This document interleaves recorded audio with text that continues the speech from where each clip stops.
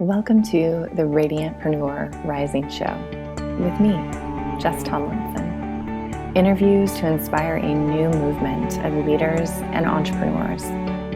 The ones who lead with vulnerability and authenticity, stand in visibility, allowing themselves to truly be seen, are fierce and playful and sexy.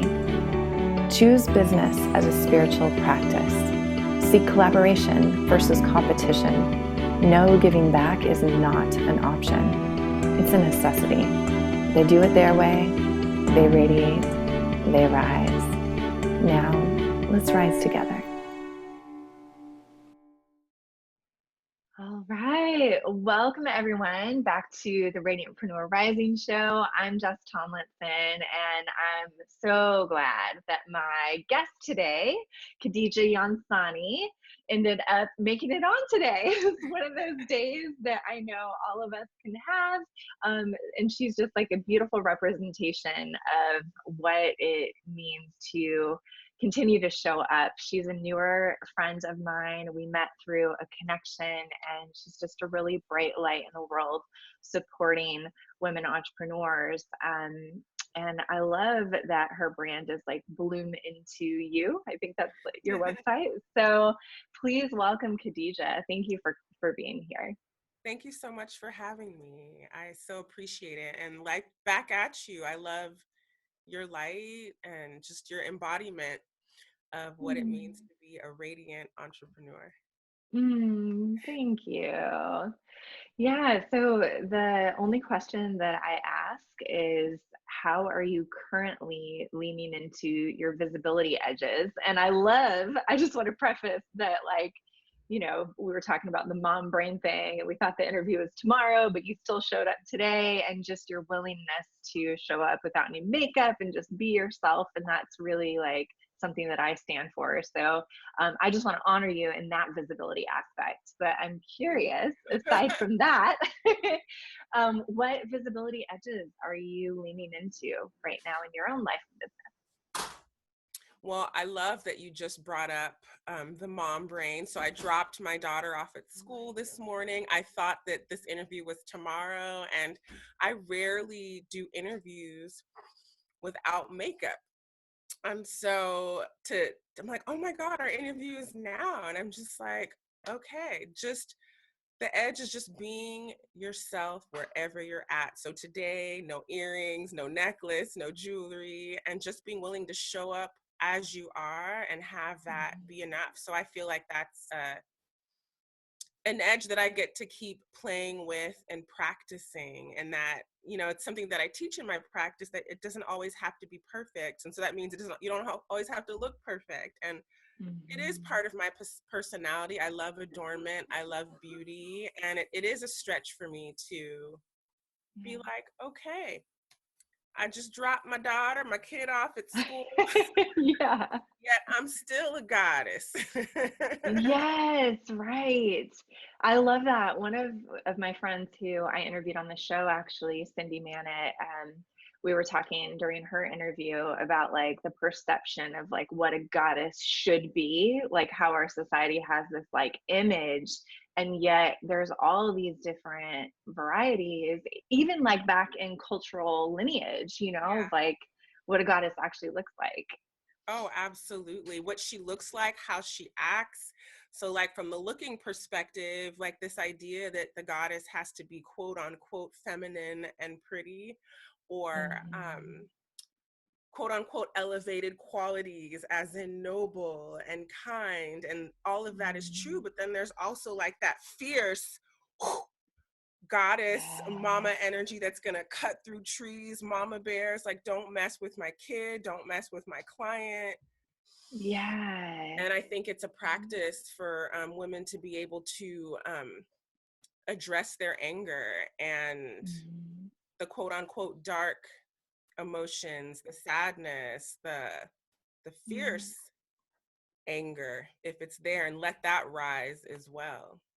Yeah, I'm so with you. I know for most of my life, I've fallen into the bucket of people just kind of expect me to be really nice and, sweet. And even when I have felt like I've really like stepped up and like owned my fierceness, still the perception that I get from people sometimes is like, oh, you're so nice. And I'm like, no, see my fierceness. Like I really have that like longing in me to Yeah. activate that part of me and really like be seen in that way, because I know how powerful that can be. Yeah. So I love that you brought that up because I feel like I've been told that my whole life, and I feel like I am genuinely a nice and kind person. I'm a people person. I love people, and so sometimes people can be taken aback when they see me upset because I have a calm disposition.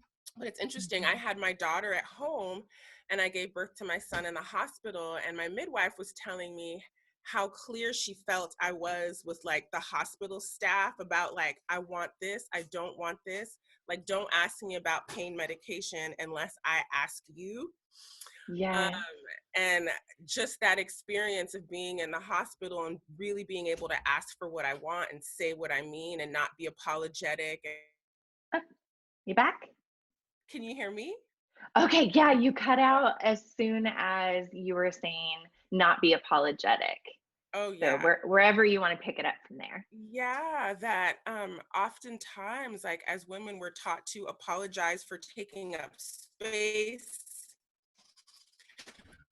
apologize for making a request. Oh, I'm so sorry. Is it okay if, rather than just having the clean request? So I know you were talking about edges, just being able to ask Mhm. for what you want without apologizing or, Yeah. somehow making it wrong that you want what you want. And that absolutely Yeah. relates to like your coaching practice, that Mhm. asking for people to work with you, asking for an interview, asking for what you want, asking for support if you're hosting an event, and asking for people to help you.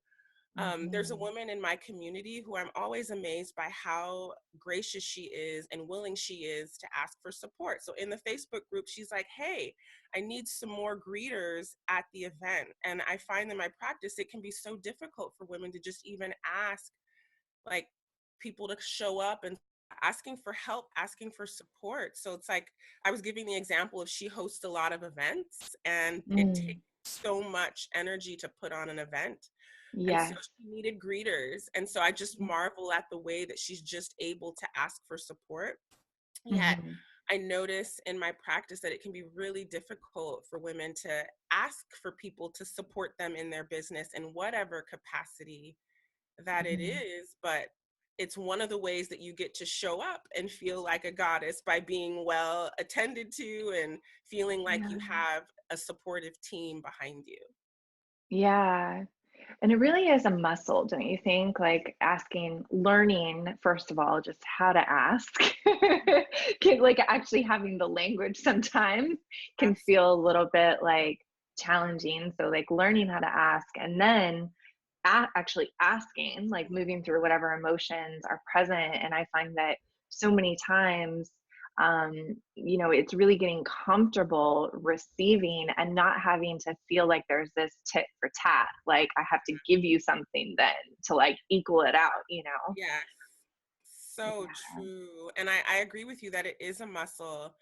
And I think that starting with smaller asks that Hmm. seem less significant can absolutely make it easier. But I think even just starting with a list of all the things that you wish you had help and support with, and how you Mm. can begin to start slowly asking. It's so Yeah. funny because there's so many times throughout the day that people offer assistance and help, and that you might say no. So, like, maybe you go to the grocery store and Yeah. someone offers to help you with your groceries, and you're like, no, I got it.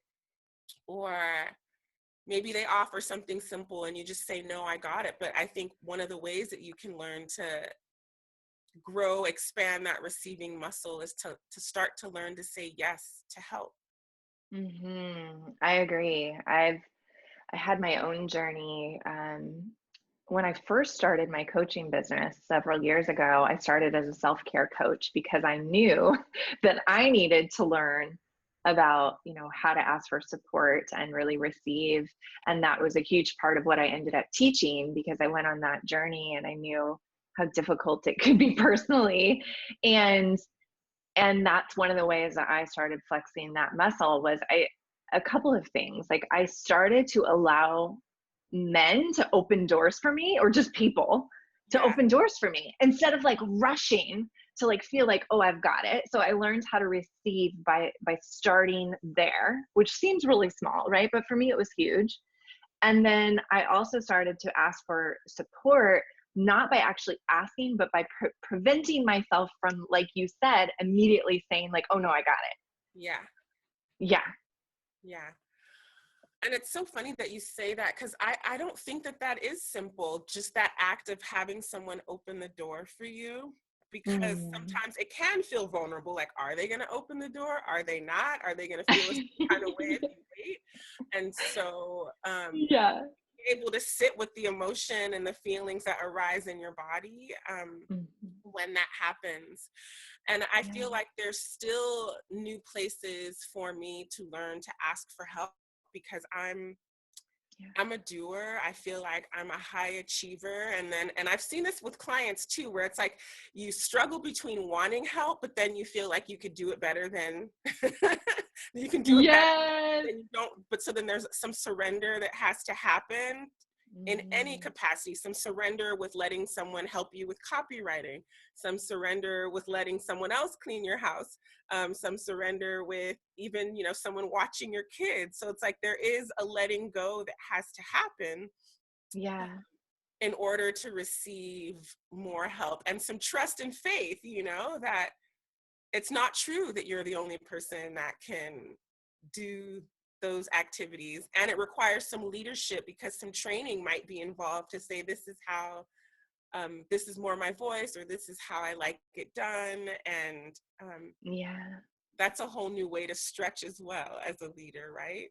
Yeah, it's so true. I was just talking to a friend of mine on the phone yesterday, and she was saying that specific thing. She's like, I'm having challenges right now with really letting go of how I think that my team should be doing things, and like acknowledging that they're brilliant women, and yet like really having that struggle of like, well, if only, I was able to do it all, then it would be so much better. So I'm curious for you, like, what are some of the ways that you have um, gone on that journey of surrendering and also stretching, being able to ask for support?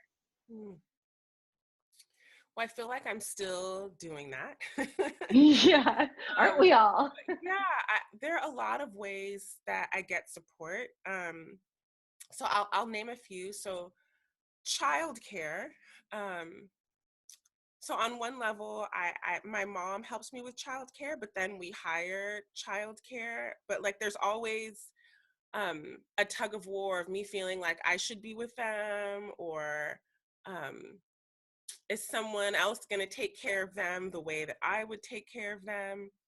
Mm, I recently started working with a copywriter, and um, I've actually found it quite useful and helpful and time saving, because sometimes things wouldn't get done.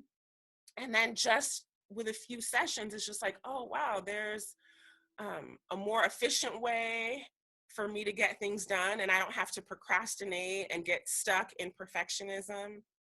Um, yeah.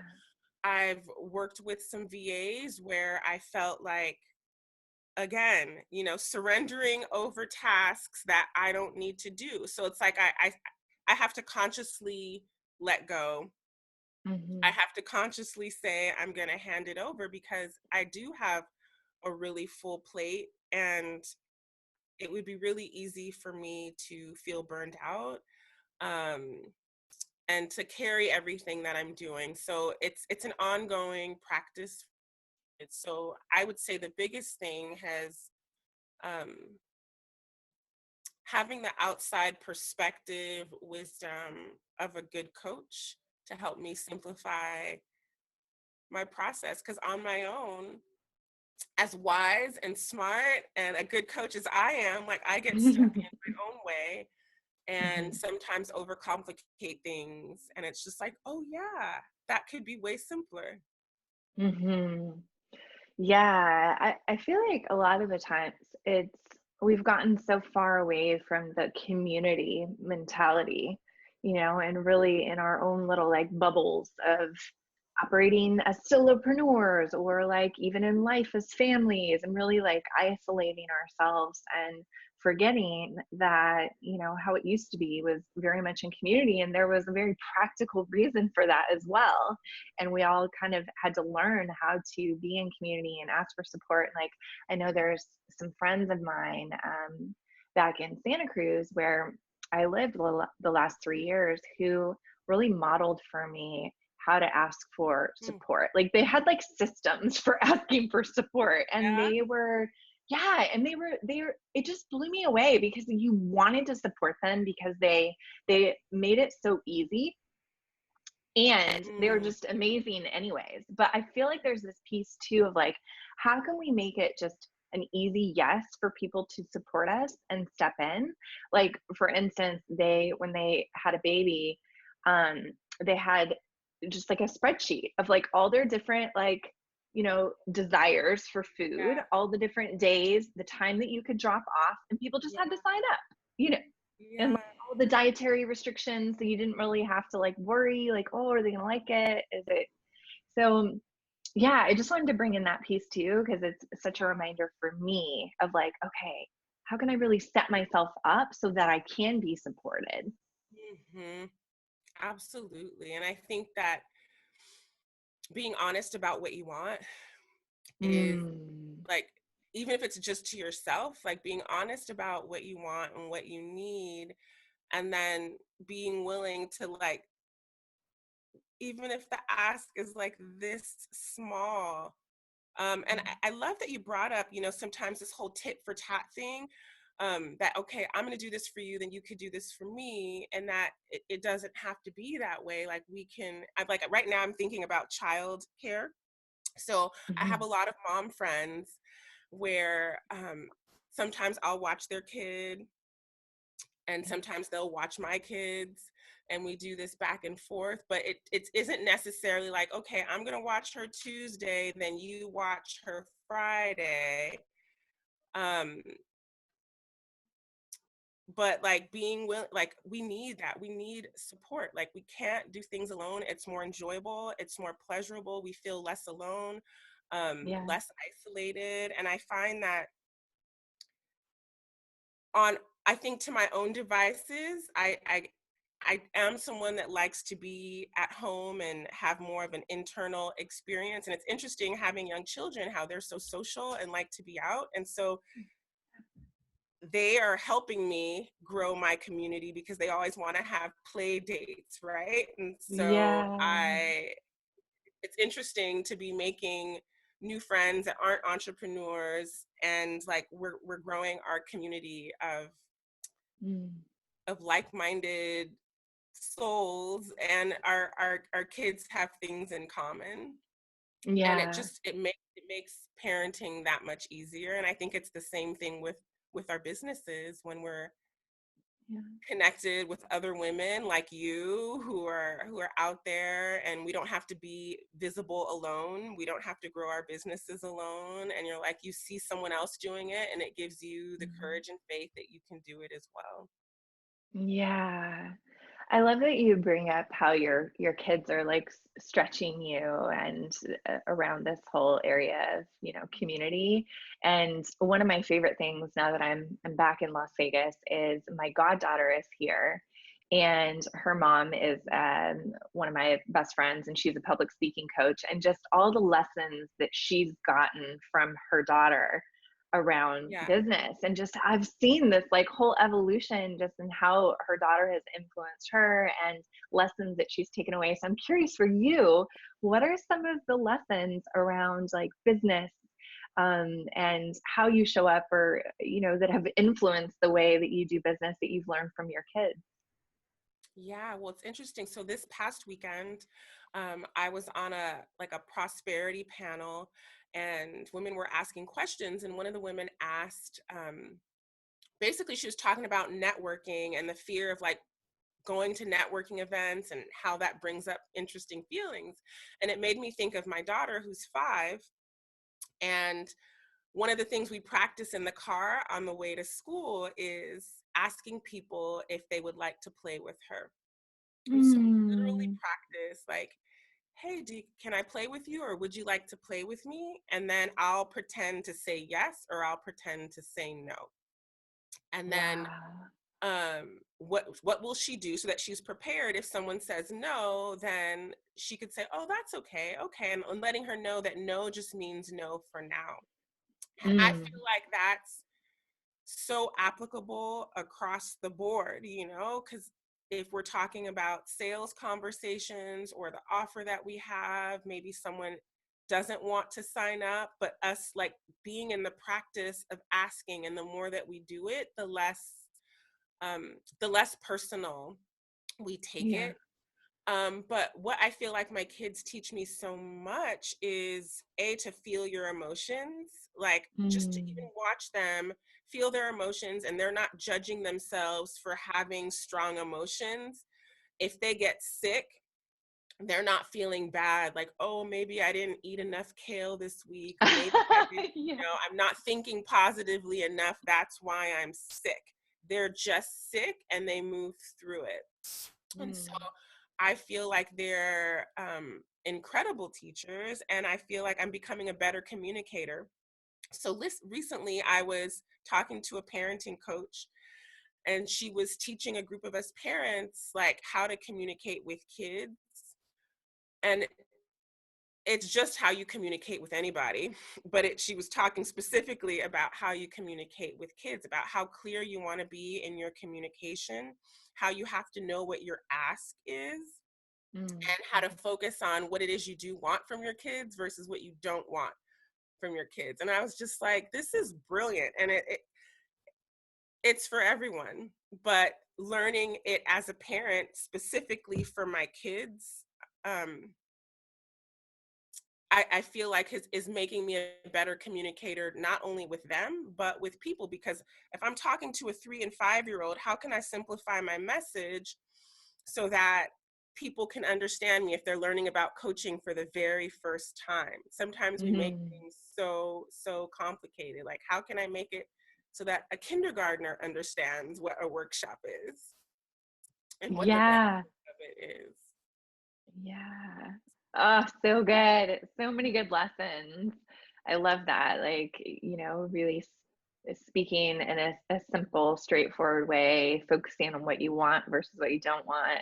And then also the like no exercise, the like yes, no, and really feeling what both of those feel like. I love that because it reminds me of one of the exercises that we do in a community that I'm in, where we're challenged to like go out to like a Whole Foods or just a parking lot and approach strangers and Hmm. basically say, here's what I do. Would you like to set up a consultation, or can I help you? And to get used to that no, and to Yeah, realize that, yeah, it's like if you can do that with a complete stranger, and like then doing it when you are in a container where somebody does want to hear about what you do, like it's just so powerful to build that resilience. absolutely. And to celebrate that you gotta know. Sometimes Mm. like you're taking it as a failure that you got a no, but it took courage to put yourself out there. It took courage to Yeah. ask. And it's true that you're one step closer to a yes, but um, I find like one of the things like to take it on as a practice, and I know you and I were talking about visibility offline, so like taking all of it as a practice, taking visibility on as a practice rather than like being attached to like what your visibility strategy is, but like Hmm. I'm hitting post, I'm hitting publish, I'm hitting record. Yes, that can be the win. Yeah, Yeah. absolutely. And the win being that you had the conversation, that you made the offer, that you stayed present, that you engaged with the objections. Um, Hmm. all of those can be, and that doesn't mean like there might be some things to learn to improve your conversations, but celebrating all those wins along the way, I think is hugely important. Yeah. Yeah. I'm with you. One of the things that I know comes up a lot with the people that I work with is, well, if I do this visibility thing, like if I get on the Facebook Live or if I post this video or if I share this post that feels a little vulnerable, I want it to work. and I'm like, and I'm like, that's awesome. Like we all want things to Yeah. work, right? And like a this line of work is very uncertain. So you're probably in the line of work if you want like complete certainty. Yeah. And in addition to that, like there's a few other things that I remind them, which for me bring a lot of comfort, which is like, B, you don't always know who's being impacted, and you may never know. Mhm. There's those people that are following you, that are being inspired by you, that are taking some word or some thing that you said or some video that you shared, and it is impacting them in a way that you will never know. And you have to like believe in that, like come back to, I think you were talking about that faith. And so there's that. And then trying to think of what I was going to say for C. C is like, do it for you. Like Yeah. do it, like yes, do it for other people, but I think as spiritual entrepreneurs, which I know is something that you focus on, we can get so attached to like wanting to help and wanting to serve, which is so amazing. Yeah. And at the end of the day, like this is a journey for ourselves. So is. Yeah. So what are your thoughts on that?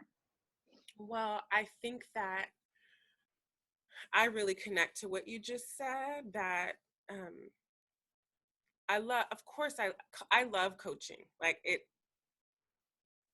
Yeah. not just, I think, like what I do, but part of who I am. But it's, Mhm. I think, me starting my business and any spiritual heart-based entrepreneur, it's like it's a vehicle for their unique self-expression. And Mhm. so your writing is because there's something in your heart that you want to get out. If you're Yeah. creating a woman circle or a workshop or an offering, it's something inside you that wants to come out. And that's probably your first or your primary reason Mhm. for wanting to do it. But then I know for myself, like my primary reason for my business is that it feels like it's my calling, Mhm. and it's a part of my self-expression, and that I won't feel complete, fulfilled, or happy if I'm not expressing all of who I am. And um, my business is simply a vehicle for which to do that. And people Mhm. have different platforms through which they express their unique gifts and skills.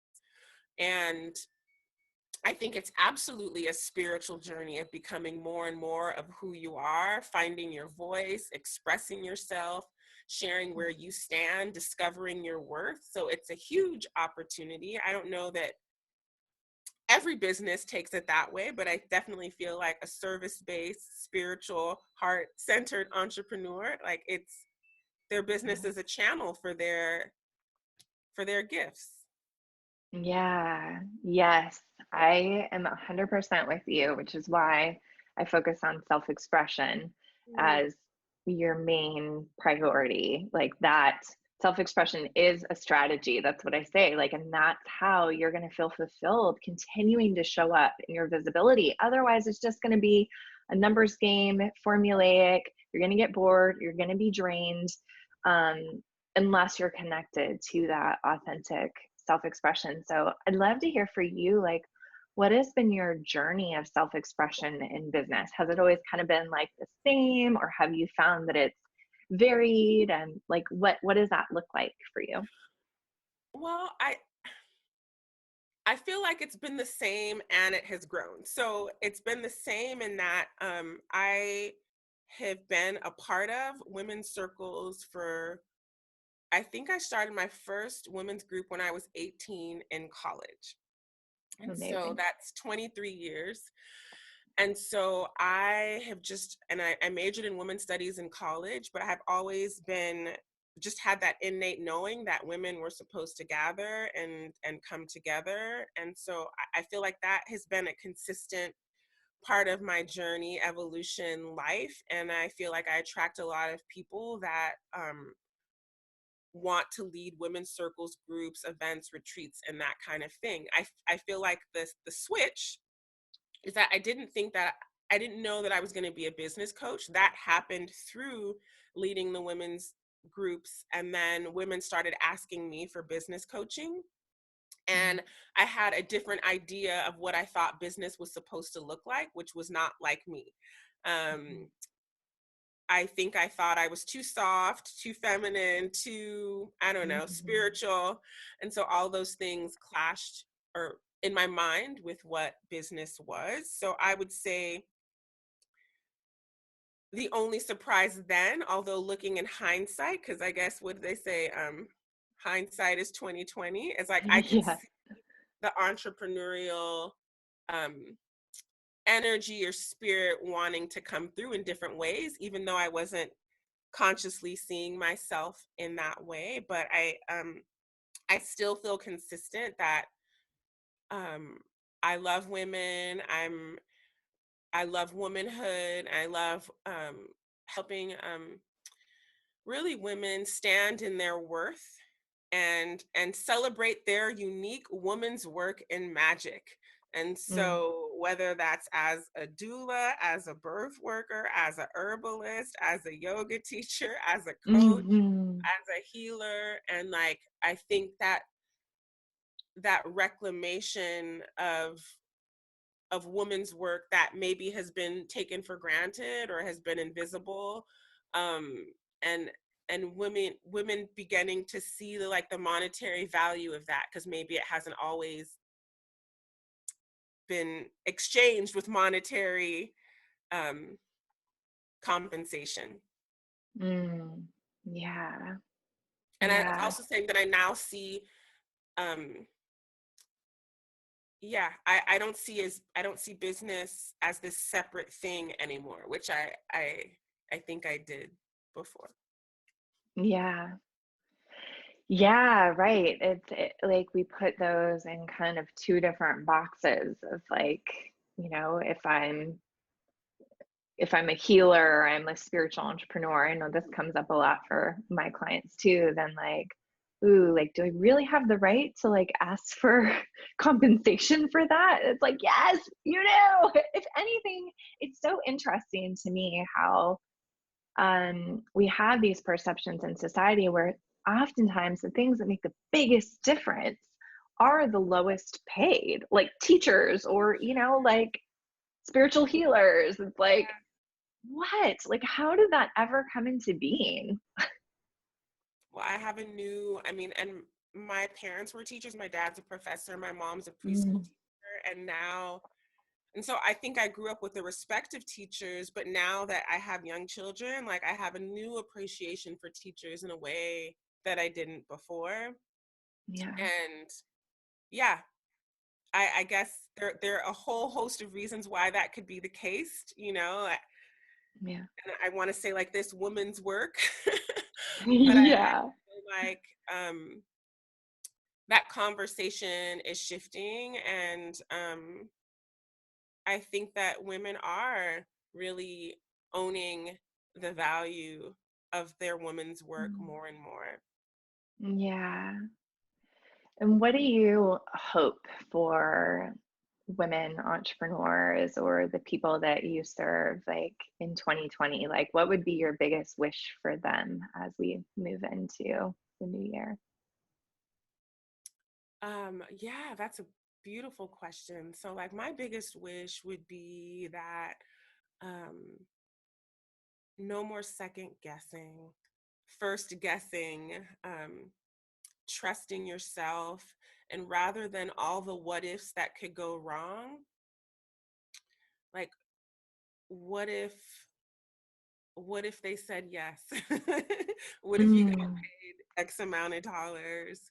What if you reached more people?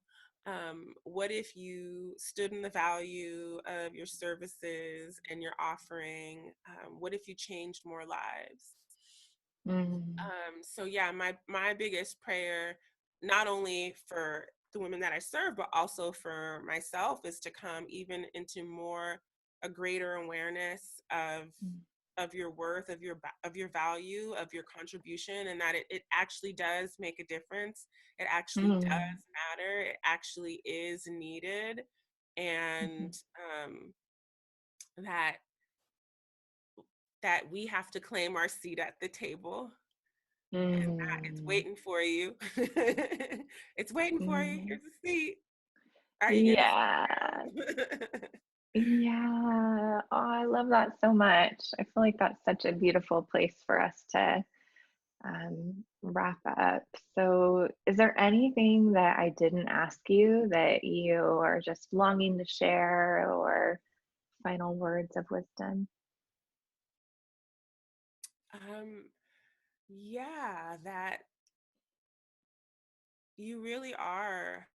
That you have experiences in your life where you have moved mountains, where you didn't know how something was going to come together and it came together, where you didn't know how Mhm. to do something and you learned and you blew yourself away. And so, like, remember those times in your life, like physiologically, like how were you standing, what were you wearing, how were you speaking, and like channel that part of yourself. So yeah, I would say channel that warrior women. Yeah. Yeah, beautiful. Thank you so much, Khadija. This is so beautiful. And I'm just really appreciating your commitment to leading with expression and from that feminine place, and gathering women and really like encouraging them to trust themselves, and to also get support. So thank you so much for the work you do. You're such a bright light. Thank you so much for the work you do, and thank you for having me on. And yeah, I'd love to offer a free gift. Yeah, To connect with me, I have something called the Sacred Money Quiz, where you can learn about your top 3 money archetypes and identify your strengths as an entrepreneur and how to lead from them yeah, versus the self doubt and the parts of your archetypes that might not be serving you. And you can beautiful, do that at the bloomintoyou.com/take quiz. beautiful. I love that. I'm all about the archetypes too. That's like the base of my work. So that'll be a great complement, to learn about your money, sacred money archetypes. Awesome, Kadidja. And then we'll put all of your links in the show notes. This is episode 39. So those notes, and the link to this show will be over at jessicatomlinson.com/show 39. What's your favorite place for people to connect with you? That's a good question. I've got a Facebook group, Women Coaches in Bloom, and I'm starting to enjoy playing on Instagram. Sure, it's Kadidja Yansane, my first and last name. Beautiful, super easy, and all those links will be over the show notes. Thank Thank you you so much, so much. Kadidja. Yeah, you're welcome. Wow.